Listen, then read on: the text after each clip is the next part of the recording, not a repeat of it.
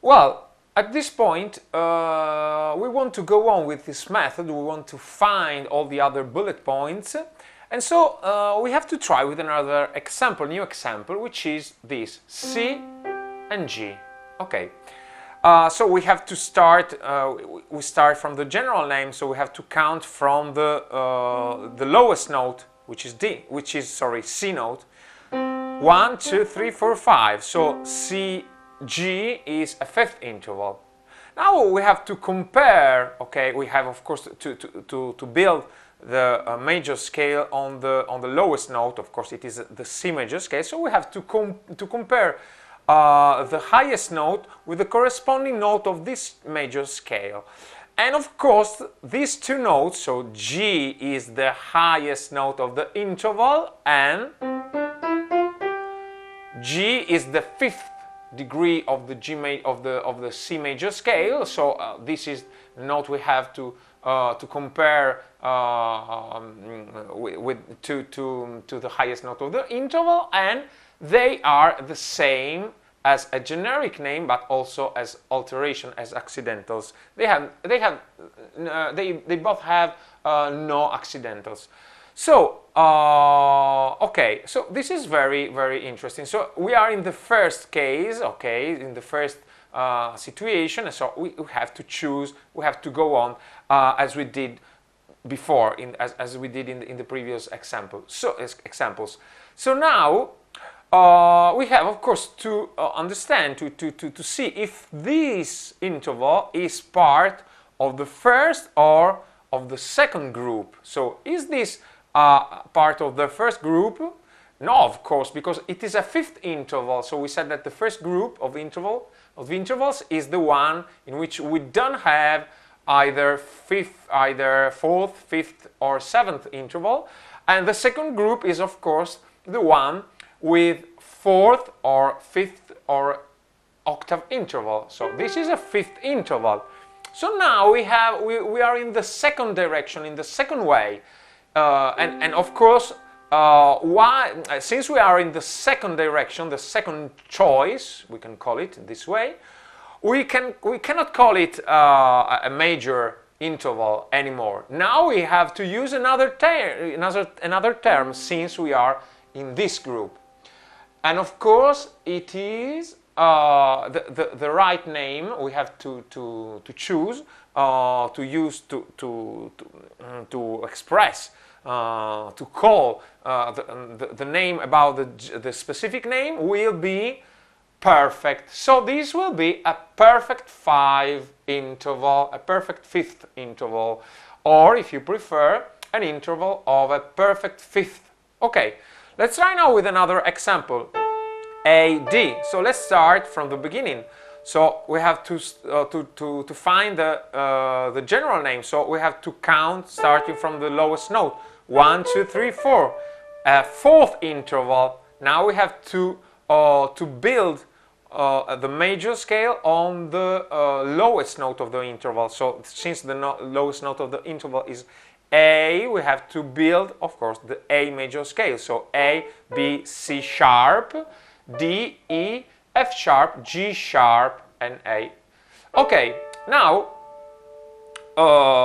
we can compare the highest note of the interval with the corresponding note of the scale. So since in A major we do have the D natural, the two notes, these two notes will have the same alteration, the same accidentals. So we are in the first case, and so we have to go on. Now we have to choose to see if this interval is part of the first or the second group. So this is a fourth interval, so of course it is part of the second group. And of course, since it is so, we have to call it a perfect interval. So it is a perfect fourth interval. Again, let's try with another example. F sharp and G sharp. Now we have to start from the general name. So please remember that when we have to find the general name, we don't have to consider the accidentals. So we use the natural note, the natural corresponding notes. So the corresponding natural notes. So we don't use F sharp, but F natural, and of course we don't use C sharp, but we really use the C natural. So 1, 2, 3, 4, 5, and now we have a fifth interval. Okay, now we have to see the specific name. Of course, we have to use the accidentals, and now we have to build the major scale on the lowest note of the interval, so the F sharp major scale. So F sharp, G sharp, A sharp, B natural, C sharp, D sharp, and E sharp. Okay, so now we are. So the highest note of the interval is C sharp. The corresponding note of the major scale we built on the lowest note of the interval is again a C sharp, because we have F sharp, G sharp, A sharp, B natural, and the fifth degree of the F sharp major scale is C sharp. So now we are in the first case, and of course we have to go on. So to decide if to call this interval a major or a perfect interval, we have to see if we are in the first group or in the second group. So since this is a fifth interval, we are in the second group, so the group of the fourth, fifth, and octave interval, and so we have to use the term perfect. So now we have a perfect fifth interval, okay, or an interval of a perfect fifth. Okay, so I think it is very easy, I think it is very clear if we use this bullet point method. So once we have understood that the notes of the highest note of the interval and the corresponding note of the major scale built on the lowest note of the interval have the same alteration, we only have to see if our interval is part of the first group or the second group. So the first group is the one in which we have neither a fourth, a fifth, or an octave interval. The second one instead is the one with the fourth, the fifth, and an octave interval. It is very, very easy. It is something very schematic, and we cannot mistake. If we follow this way, if we follow this path, it is not possible to mistake. So, to go on, now I want we to take a look at this new example. So let's try with A and G natural. So let's start from the beginning as usually. Okay, I have to count from the, of course, they are both natural notes, so I have no problem. I have not the problem that I have to, I cannot use the note with any accidentals, and so I have to transform them, to change them in natural note to find the general name. So I just count starting from the first one. 1, 2, 3, 4, 5, 6, and 7. So this is a seventh interval. Now we have to build the major scale starting from the lowest note of the interval. So the lowest note of the interval will be the tonic note of this scale I'm building. So A major scale is made up of A, B, C sharp, D, E, F sharp, and G sharp. So now let's compare the highest note of the interval, which is a G natural, with the corresponding note of the major scale we build on the lowest note of the interval.